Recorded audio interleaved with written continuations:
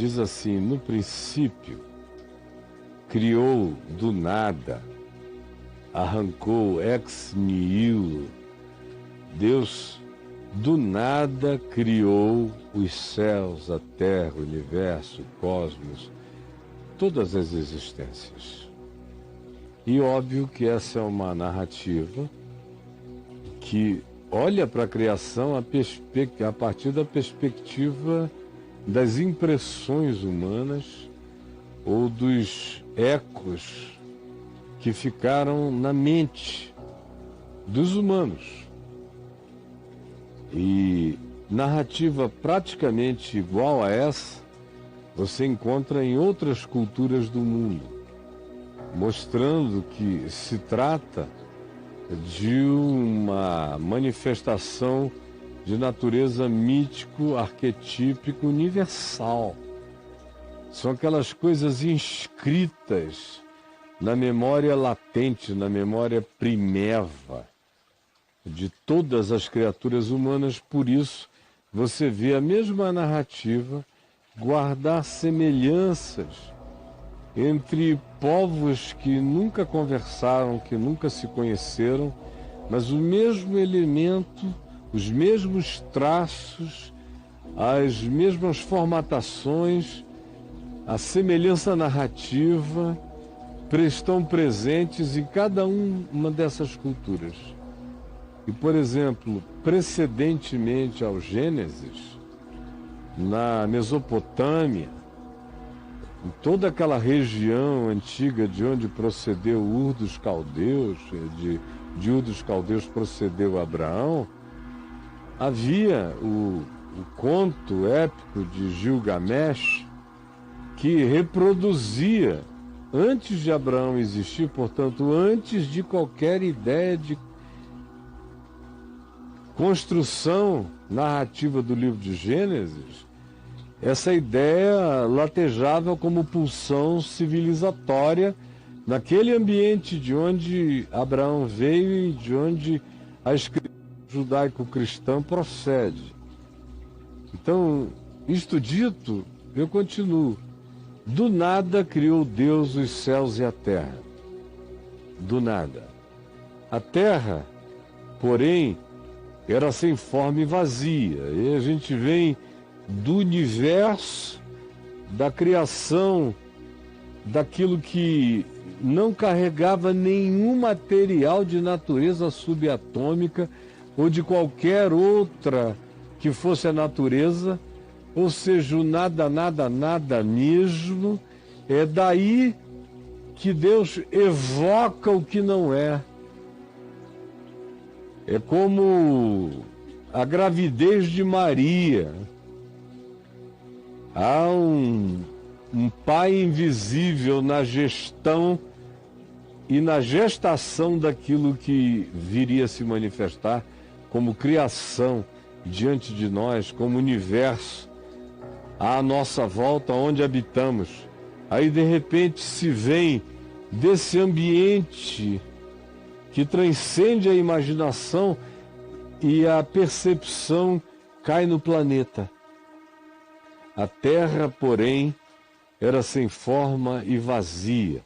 Ou como diz o texto hebraico, a terra estava sem forma e catastrofizada, dando a ideia de que eventualmente tinha havido alguma coisa anterior a essa criação que vai ser descrita aqui, mas que pode ter sido, em tendo acontecido, o objeto de uma catástrofe que tenha precedido a narrativa que agora segue.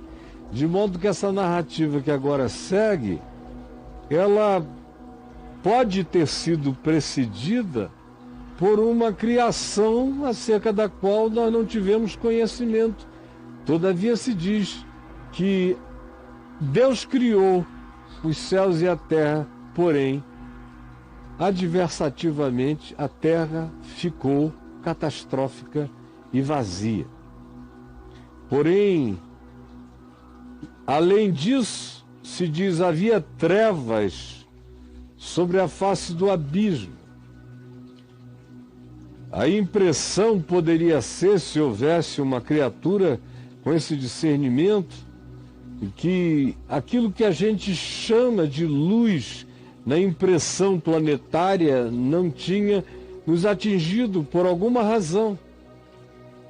A Terra estava envolta em trevas e as trevas estavam sobre a face do abismo e da escuridão, e o Espírito de Deus pairava sobre as águas primais que existiam nesse ambiente, nesse planeta, sem forma, vazio ou catastrofizado. Então, disse Deus, e aqui começa a parte que nos toca da criação e que tem a ver com a nossa impressão planetária, com aquilo que penetrou como eco inapagável no inconsciente humano universal. Disse Deus, haja luz, e houve luz. E isso não pode significar desde uma explosão como a do Big Bang ou qualquer uma outra parecida, ou não necessariamente o Big Bang, mas alguma coisa que fez com que a luz penetrasse no ambiente planetário. Porque, não esqueça, essa não é uma narrativa que olha do universo para o planeta, olha do planeta para o universo, com o olhar humano. A Bíblia é um livro de impressões na mente humana. Disse Deus, haja luz, e houve luz. E viu Deus que a luz era boa. Sem luz não haveria vida. E fez separação entre a luz e as trevas. Começa na impressão humana a acontecer o processo de que algo se diferencia da ausência da luz como percepção no planeta, para a vida aqui, e como a luz haveria de, em penetrando esse planeta, alterar tudo aquilo que a gente chama de vida. Chamou Deus à luz dia, e às trevas noite. Houve tarde e manhã o primeiro dia. Havia no movimento de rotação da Terra uma parte que já era luz e uma parte que era dia. E essa luz e esse dia também são descritos aqui com palavras maiúsculas, significando algo maior do que apenas o fenômeno imediato do dia de 24 horas, caracterizando intervalos, espaçamentos, aeões, períodos e eras de luz e períodos e eras de escuridão. E viu Deus que a luz era boa e fez separação entre a luz e as trevas. Chamou Deus a luz dia e as trevas noite. E houve tarde e manhã o primeiro dia. Esses dias do Gênesis são contados a partir da tarde. Entram pela noite e amanhecem numa manhã que só acaba ao meio-dia. No entanto, para caracterizar o fato de que não se está falando apenas das rotinas diárias de 24 horas, se não só se designa isso com letras maiúsculas para afirmar aeões, tempos e eras, mas também se nos afirma que a própria contagem desse processo é diferente daquilo que caracteriza o nosso cotidiano de 24 horas. E disse Deus, haja firmamento no meio das águas, e separação entre águas e águas. Haja águas para cima e haja águas no subsolo, nos grandes aquíferos planetários.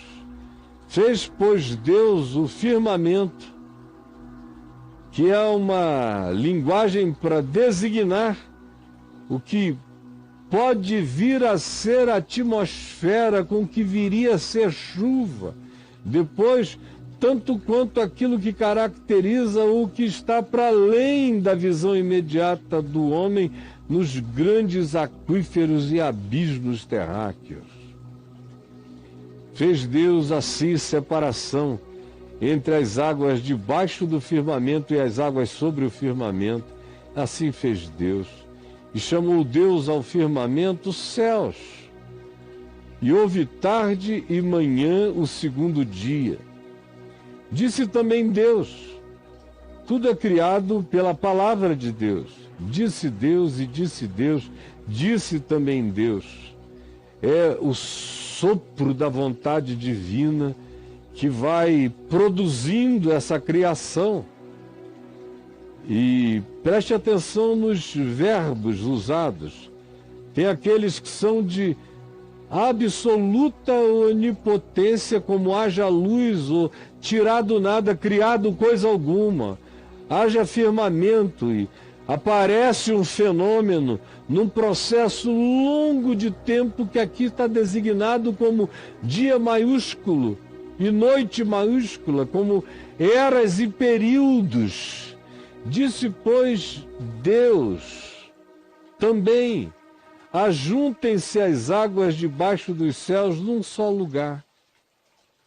Forme-se um grande oceano e apareça a Pangeia, a porção seca, que diferenciava um oceano único de uma porção única de terra, sem separações continentais. E assim aconteceu. A porção seca chamou Deus terra, e ao ajuntamento das águas ele chamou de mares, de oceanos. E viu Deus que isso era bom. E disse: produza, é um outro verbo que dá liberdade à vida, à fenomenologia da vida, a vida como fenômeno. Deus dá liberdade fenomenológica à criação, às combinações dos elementos, para que aconteçam como fenômeno natural, produzido pela engenharia invisível da arquitetura da palavra designada. Disse Deus: ajuntem-se as águas, e disse Deus: produza a terra, a relva.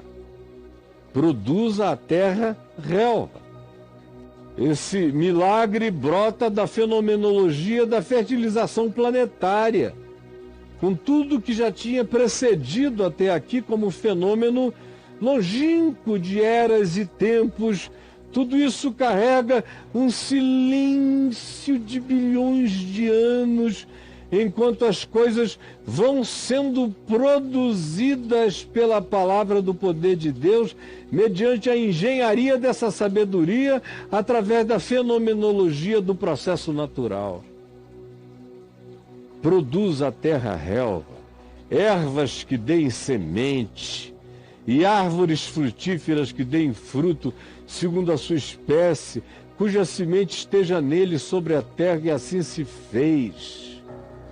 Durante eras e dias de Aeon, a terra, pois, produziu relva, ervas que davam semente segundo a sua espécie, e árvores que davam fruto, cuja semente estava nele, conforme a sua espécie.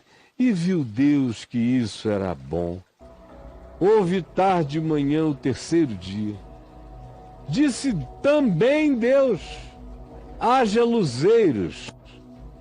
Esse haja luzeiros não é apareçam magicamente estrelas, planetas, galáxias. é um haja na impressão das coisas a partir da Terra. Não se esqueçam, a Terra só tem 4 bilhões e 500 milhões de anos, o universo tem 14 bilhões e meio de anos. Então, quando se diz haja luzeiros, não é porque eles estejam aparecendo. Eles estão aparecendo a partir do olhar terráqueo. Porque tudo é uma impressão a partir da percepção do olhar ou do eco oral dessa história, dessa narrativa, dessa revelação, dessa impressão certa no coração humano, que não é científica conforme nós a entendemos, mas é completamente narrativa e descritiva conforme o fenômeno que a própria ciência consegue identificar apenas agora, de pouco tempo para cá. E já estava descrito aqui há milhares e milhares de anos. Disse também Deus, haja luzeiros no firmamento, apareçam todos os fenômenos estelares, para que eles sejam a característica dos dias menores. Agora o dia aparece aqui com D minúsculo e a noite minúsculo, ou seja, comece a haver a contabilização do tempo a partir do fenômeno do dia feito pelo sol e pela luz do cotidiano. O outro dia e a outra noite da criação com dia no maiúsculo, noite no maiúsculo, designam obviamente a eões muito mais longos de tempo, indefinível para a percepção humana. Aqui começa esse discernimento do dia menor de 24 horas para a humanidade. E diz Deus, e sejam o dia e a noite, e os luzeiros e as estrelas e os planetas nos céus, sejam para iluminar a terra. E assim se fez. Fez Deus os 2 grandes luzeiros para a terra. Do ponto de vista do sistema solar, são pequenos. Do ponto de vista galáctico, ínfimos. Do ponto de vista cósmico, inexpressivos. E do ponto de vista dos multi-universos, grãos de areia. Mas para a impressão humana da Terra, fez Deus 2 grandes luzeiros. O maior para governar o dia e o menor para governar a noite. E fez também as estrelas, não que elas tenham aparecido. É a percepção, a impressão, a visualização é que agora foi possível. A atmosfera se desadensou. O olhar humano para os céus começou antes do olhar humano, o olhar da vida para os céus, ou a alteração da vida na Terra, começou a ser cada vez mais alterada pela rotação, pela marcação desse dia, como a gente já o conhece hoje, de 24 horas. E colocou no firmamento dos céus para iluminarem a terra, para governarem o dia e a noite, e fazerem separação entre a luz e as trevas do ponto de vista de Cronos. De Cronos. Aqui se estabelece o relógio terráqueo, Cronos, dia e noite, marcação de tempo, dia, meses, anos, calendários. É o princípio daquilo que seriam os grandes marcadores do fenômeno histórico, posteriormente, quando o homem viesse a aparecer. E viu Deus que isso era bom. E houve tarde e manhã o 4º dia. Disse também Deus. É a 6ª vez que se diz, disse também Deus. Haja. Agora ele disse, apareça, povoem-se as águas de enxames de seres viventes. Que a vida exploda nos mares, nas águas. Que o fenômeno da vida potencial se reproduza em enxames de seres extraordinários que evoluam e as águas povoem-se de todos esses seres e ainda Voem as aves sobre a terra e o firmamento dos céus, mas é do mar que evolui essa criação da ânima que vai acabar se transformando em outra coisa, inclusive em entes que voam sobre a face da terra. Criou, pois, Deus os grandes animais marinhos. Ele não os tira do nada, é um criou que trabalha com a fenomenologia da natureza, crescendo em complexidade. Criou Deus os grandes animais marinhos e todos os seres viventes que rastejam, os anfíbios, os répteis, todos aqueles que derivaram-se da água, e tudo derivou-se da água como ânima animal, os que povoam as águas segundo as suas espécies, e todas as aves segundo as suas espécies, e viu Deus que isso era bom. E Deus os abençoou, dizendo: sede fecundos nos mares, na terra, no ar, nesse espectro da evolução da vida. A bênção de Deus é bênção de fecundidade natural, animal, multi-espécie. Multiplicai-vos e enchei as águas dos mares, e na terra se multipliquem as aves. Houve tarde de manhã, o quinto dia, disse também Deus: produz a terra seres viventes, que já estavam em processo. Já havia grandes animais marinhos, já havia aves, portanto, a ânima dessa criação já estava presente no céu e na terra. Agora, o verso 24 introduz uma descrição fenomenológica mais detalhada e mostra que é uma fenomenologia natural. Quando diz produz a terra, é a terra que produz, é o fenômeno da vida na terra que produz seres viventes, conforme a sua espécie. Animais que viriam a ser domesticados, por isso chamados de domésticos, que se tornaram domesticados milhões e milhões de anos depois, pelos humanos, mas eles tinham uma natureza de convívio. E répteis, e animais selváticos, que não se colocam sob a possibilidade de um convívio doméstico com aqueles que viriam ser posteriormente os humanos.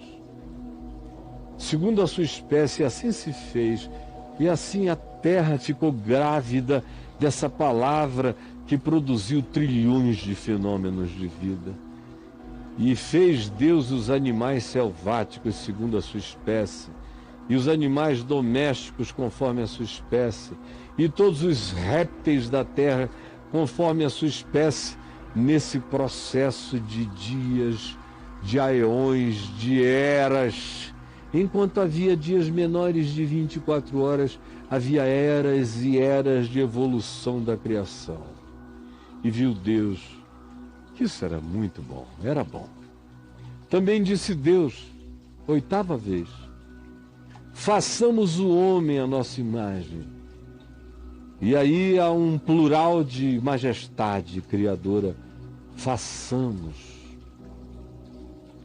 É esse Deus uno que carrega a pluralidade relacional e dialogal e pessoal da sua própria essência como espírito, e manifesta esse Deus em diálogo com Deus, esse Deus que é eu sou em si mesmo. Façamos o homem à nossa imagem. Cristo Jesus é a imagem do Deus invisível, primogênito de toda a criação. Façamos o homem com capacidade de dizer eu, de se relacionar, de admitir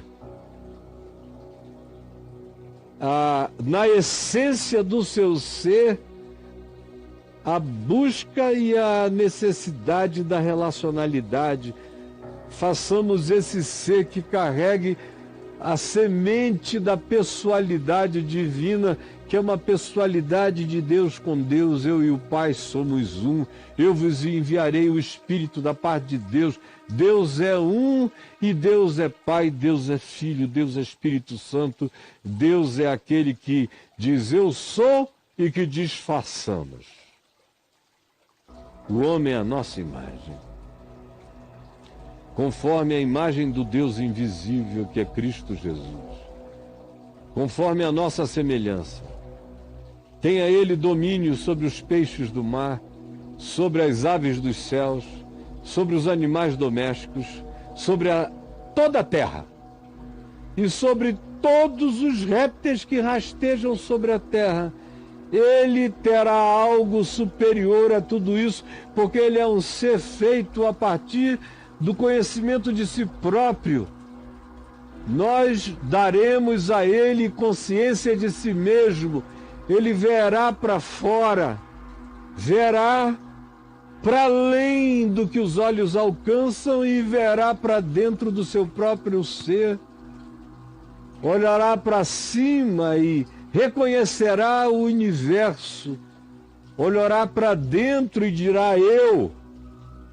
Isso que é carregar a imagem e semelhança de Deus, consciência de si mesmo, e tenha ele domínio sobre a terra, não para ser um déspota, mas como depois se diria, para ser um gestor, administrador, cheio do amor de Deus pela criação. Criou Deus, pois, o homem, e não criou no sentido de tirar do nada. O homem é um fenômeno da terra. O homem é um ente sindrômico. É uma convergência fenomenológica. Cresceu, evoluiu. Criou Deus, pois, com toda a intenção. Criou o homem à sua imagem, carregando o seu caráter, sua capacidade de dizer eu sou. Isso é ser a imagem de Deus. E homem e mulher os criou. E Deus os abençoou. E lhes disse: sede fecundos, multiplicai-vos, enchei a terra e sujeitai-a. Não é abusai dela, é cuidai dela, sujeitai-a, é colocai-a sob um processo cultural, a um mandato civilizatório de convívio entre os homens fecundos e a criação que ele ordenou que fosse fecunda e se multiplicasse. Há um convívio, uma interdependência, não extermínio e dominação perversa. Dominai sobre os peixes do mar, não para destruí-los, sobre as aves dos céus, não para extingui-las, e sobre todo animal que rasteja sobre a terra. E disse Deus ainda: eis que vos tenho dado todas as ervas que dão semente e se acham na superfície de toda a terra, e todas as árvores em que há fruto que dê semente, isso vos será por mantimento. Ou seja, esse homem original, primitivo, é um ente vegano. Ele não começa a existência como carnívoro. Ele não recebe originalmente a permissão para o abatimento da vida animal. Ele é estimulado a viver conforme a antropologia, conforme a paleontologia nos ensinam. O homem primitivo se alimenta dessas coisas que o Gênesis nos diz que lhe seriam para mantimento. E a todos os animais da terra, e a todas as aves dos céus, e a todos os répteis da terra, em que há fôlego de vida, toda a erva verde lhes será para mantimento, e assim se fez. E viu Deus tudo quanto fizera, e eis que era muito bom. E houve tarde e manhã, o primeiro dia. Assim, pois, foram criados, foram acabados os céus e a terra. O modal terráqueo encontrou o seu ápice e seguiu na sua evolução na direção do ponto ômega já apontado, que é esse homem feito à imagem e semelhança de Deus, que depois haveria de ter em Jesus o Filho do homem, a manifestação do segundo Adão, a manifestação do homem Deus, em quem Deus habita e o homem habitando em Deus, com consciência absoluta de Deus, existindo em Deus, sendo em Deus, procedendo de Deus, com conhecimento de si mesmo e com ascendência que apazigua ventos, ondas, mares, cura doentes, multiplica pães, altera a natureza atômica, tudo aquilo que em Jesus a gente vê se manifestando na linguagem narrativa e poética dos evangélicos, do evangelho como milagres, mas que carregam toda a fenomenologia que somente agora, de um século e pouco para cá, a nossa ciência foi começando a destrinchar. Assim, surgiram, foram criados os céus e a terra e todo o seu exército, que é uma linguagem antiga, de várias culturas e civilizações passadas, inclusive do ambiente no qual o texto do Pentateuco veio a ser montado pelos escribas de Israel, que esse texto obviamente não foi escrito por Moisés, foi atribuído a Moisés, mas aonde ele ganhou maturidade, que foi na Pérsia, no exílio de Israel na Pérsia, havia designação em relação a toda a manifestação estelar e cósmica como exército dos céus, porque não esqueçam, aquele povo onde Israel estava, onde o livro de Gênesis e o Pentateuco ganharam a sua formatação final, entendiam as constelações celestiais de maneira não astronômico-científica como nós, mas de modo astrológico-científico como pensavam eles.